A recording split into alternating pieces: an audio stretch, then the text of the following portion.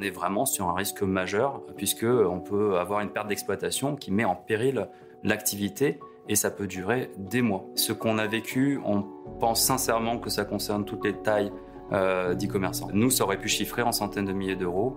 On a été très surpris que la RC Pro ne couvre pas ce genre de risque. Dorénavant, on ne veut pas faire confiance à la chance pour éviter ce genre de risque. Tous les 6 mois, j'organise une interview d'un dirigeant d'entreprise qui a subi une cyberattaque. Alors ce n'est pas facile de trouver des entreprises qui acceptent de témoigner publiquement. La plupart refusent d'en parler, c'est souvent un non catégorique d'ailleurs face à un événement qui a été traumatisant et sur lequel il est trop douloureux de revenir la plupart du temps. Et d'ailleurs la plupart des cyberattaques ne sont même pas communiquées publiquement. Les rares dirigeants d'entreprises qui acceptent de me raconter leur histoire le font principalement pour une raison, sensibiliser d'autres entreprises au risque de cyberattaque. Ils le disent eux-mêmes, on en entend tous parler, mais de loin. On croit que ça ne nous arrivera pas, parce que dans notre imaginaire collectif, ça n'arrive que dans les films ou à la télé. Et quand ça arrive, c'est tout un monde qui s'écroule.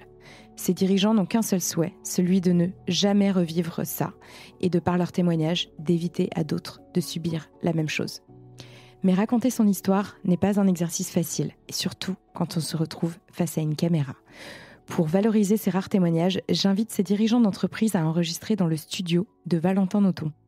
Ensemble, on a eu l'idée de plonger nos invités dans une obscurité teintée de bleu, une ambiance particulière qui nous confine dans une bulle dans laquelle le temps s'arrête. Les derniers réglages sont faits et notre invité peut commencer à se confier et à raconter. Je commence toujours par la même question. Pouvez-vous nous raconter le moment où vous avez découvert la cyberattaque ? Le temps s'est arrêté, notre invité revit son histoire, il raconte la catastrophe qu'il a vécue, la prise de conscience sur ce risque encore trop méconnu, son inquiétude pour ses pairs. Les cyberattaques, ça n'arrive pas qu'aux autres. C'est le nom que j'ai donné à la série de vidéos de témoignages que je réalise depuis maintenant 2 ans avec Valentin Nothomb.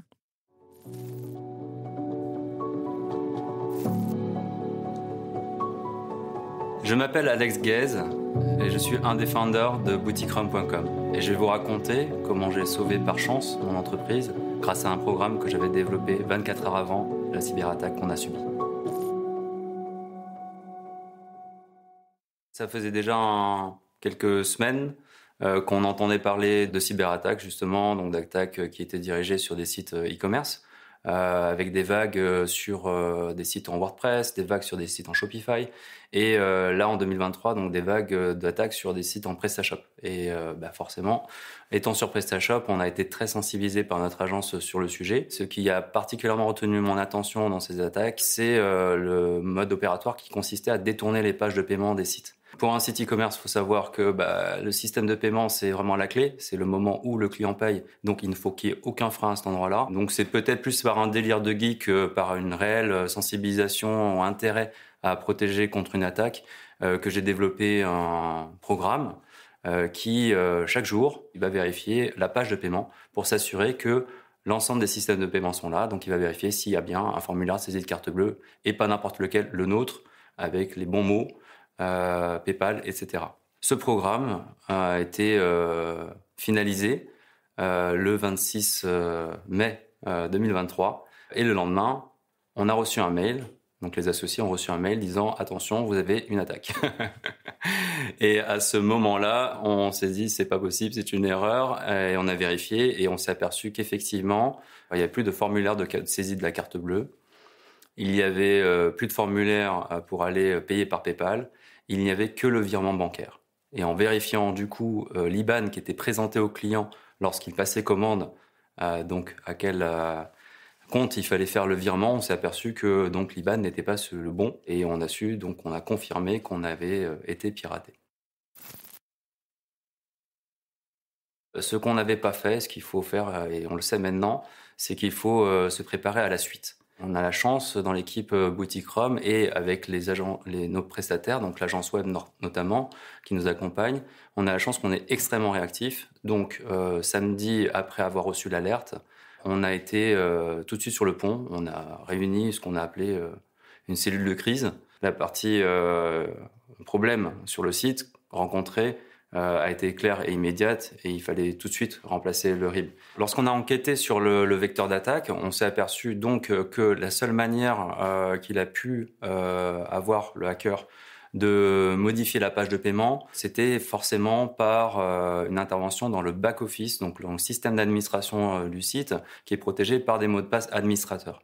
Ne sachant pas à ce moment-là s'il y avait une fuite de mots de passe, donc est-ce qu'il a récupéré un de nos mots de passe administrateurs ou il a trouvé un autre biais pour rentrer, la première chose à faire, qui est la plus simple mais longue, c'est de modifier l'ensemble des mots de passe, à la fois du site, mais aussi de tous les autres applications que nous utilisons, que ce soit des applications bancaires, comptables, etc. Dans l'ensemble des commandes qu'on a reçues, évidemment, il y a plusieurs problématiques qu'on a subies, forcément.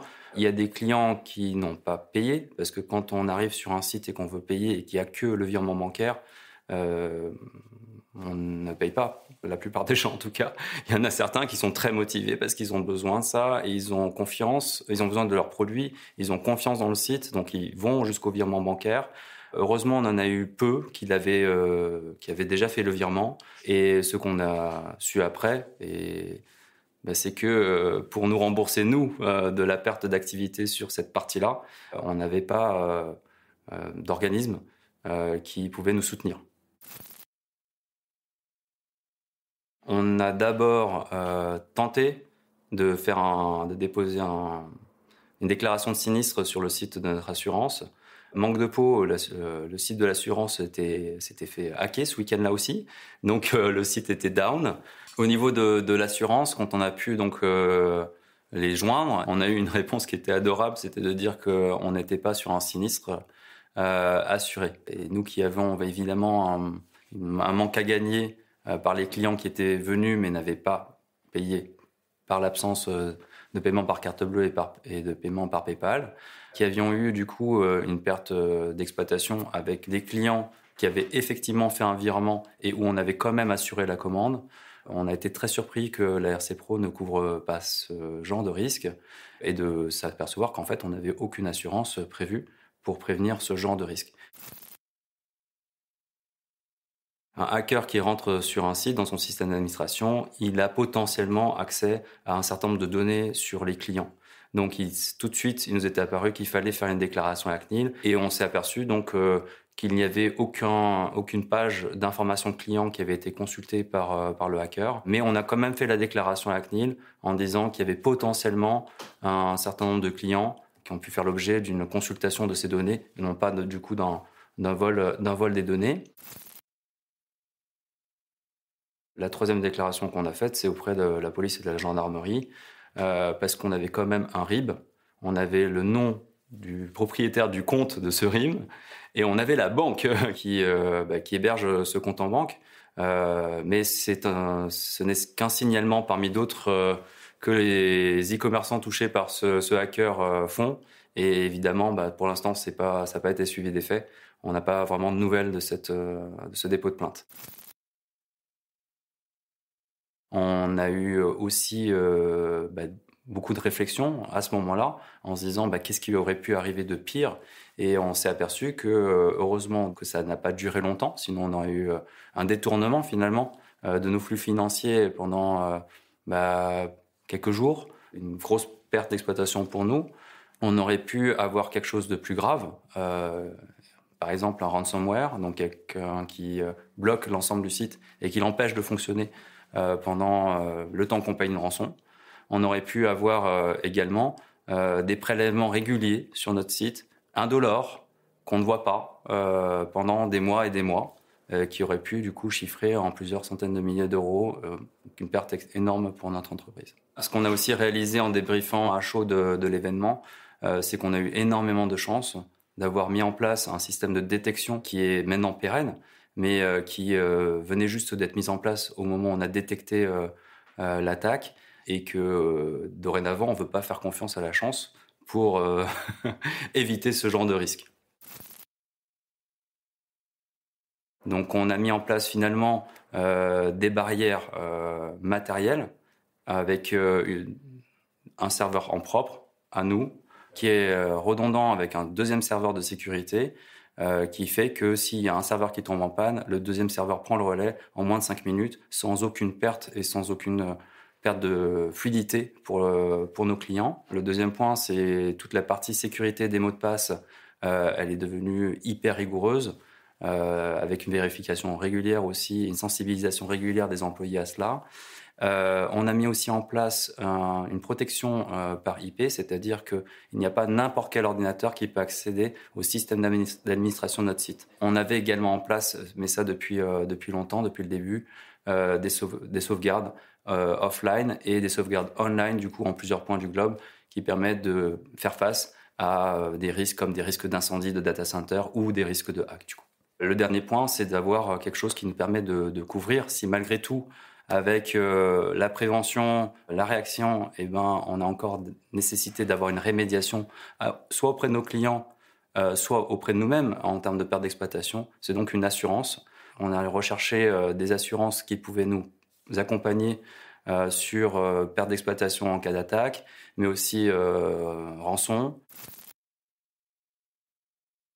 Le risque de hack est un vrai risque, au même titre que les autres, et donc il faut le gérer. Il faut rester en veille, il faut l'anticiper, il faut s'y préparer et il faut être couvert. Et on est vraiment sur un risque majeur puisque on peut avoir une perte d'exploitation qui met en péril l'activité et ça peut durer des mois. Nous, on a eu beaucoup de chance sur ce coup-là. On s'y attendait à ce que ça nous arrive un jour, mais on n'était pas vraiment préparé à ça. C'est comme une entreprise qui a des locaux et qui ne fait pas régulièrement ses exercices d'évacuation.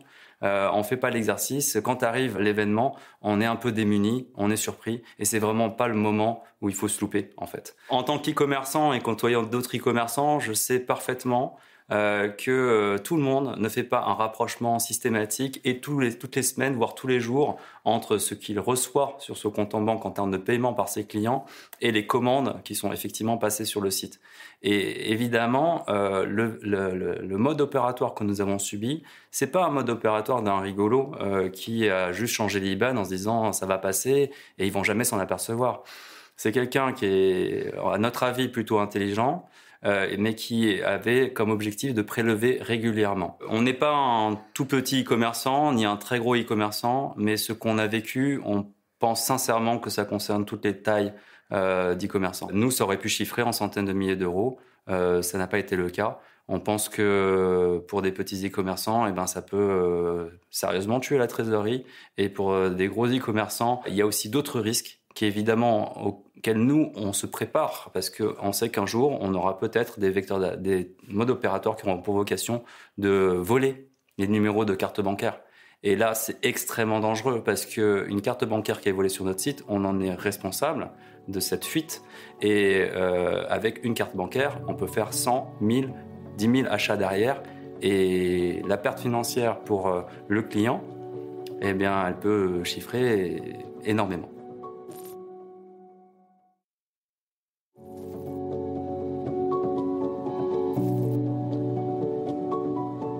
Je m'appelle Fabrice Sève, j'ai 54 ans. J'ai créé une entreprise d'agence immobilière en 2007 qui est spécialisée dans la vente d'appartements et de maisons et de terrains. Il y a maintenant 4 mois, un matin, ma secrétaire m'appelle en me disant qu'il n'y avait plus d'Internet et qu'on n'avait plus accès au logiciel. Sachant que pour comprendre, notre logiciel et notre site Internet est externe à la société. On passe par un webmaster et c'est lui qui gère tout ça à distance. Donc plus d'accès, bien sûr, au calendrier. Donc on ne savait plus les rendez-vous. Et puis plus de données concernant nos clients en cours, passés, plus de photos et plus de site Internet. Donc c'est vrai que ça fut un petit choc. Donc on a appelé le webmaster en disant qu'il y avait eu une cyberattaque de son data center situé à Paris, là où il fait ses sauvegardes, avec demande de rançon. Une semaine après, on a eu une copie de la demande de rançon qui se levait à 100 000 euros pour soi-disant récupérer les données. J'ai appelé quelques autres agences parce qu'on est 70 à travailler avec ce logiciel dans toute la France. On a tous été, bien sûr, piratés. Et on a dit, c'est pas possible de payer 100 000 euros. Concernant cette situation, cette attaque, on a notamment appelé notre assureur, puisque nous avions une assistance de perte d'exploitation et nous avions une RCP, responsabilité civile professionnelle. Il m'a répondu élégamment que ce n'était pas une perte d'exploitation, car c'était lié à une cyberattaque et que ce n'était pas dans mon contrat. Donc, aucune possibilité de me retourner sur la perte de chiffre d'affaires. Ça a duré 1 mois à peu près, donc plus d'internet, plus rien. Donc on n'avait plus d'activité. J'ai mis ma secrétaire au chômage technique, de toute façon, direct. Et on a récupéré 20% de vieilles données en plus. C'est-à-dire pas les photos, pas le site. Et voilà, donc tout à refaire, pour résumer. Depuis maintenant quelques mois, on ne travaille plus. On n'a toujours pas de site internet. Et moi, j'ai décidé de vendre la société. J'avais déjà décidé avant. Imaginez bien que la valeur avant, quand j'avais les données, mes clients, mes photos étaient différentes. Pour vous donner un ordre d'idée, avant, elle valait à peu près 85-90 000 euros. Et aujourd'hui, j'en suis péniblement à essayer de la vendre à 35 000 euros. J'estime les pertes aujourd'hui, il y a un article qui est paru dans la presse, à environ 60 000 euros. De ma trésorerie propre. Voilà. J'ai déjà entendu parler des cyberattaques. C'est évident, parce qu'on en parle souvent dans la presse, dans les journaux. On pense souvent que ça arrive qu'aux autres. Et notamment aux grosses boîtes. Non, ça arrive à tout le monde.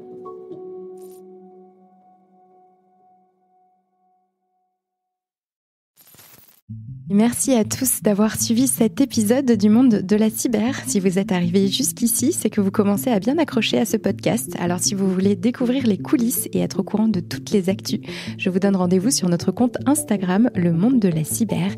Et n'hésitez pas aussi à vous abonner au podcast et à me laisser un petit commentaire sur Spotify ou Apple Podcast. Ça m'aide beaucoup à faire grandir le projet et ça me fait super plaisir de lire tous vos petits messages. Merci à vous et à très vite dans Le Monde de la Cyber.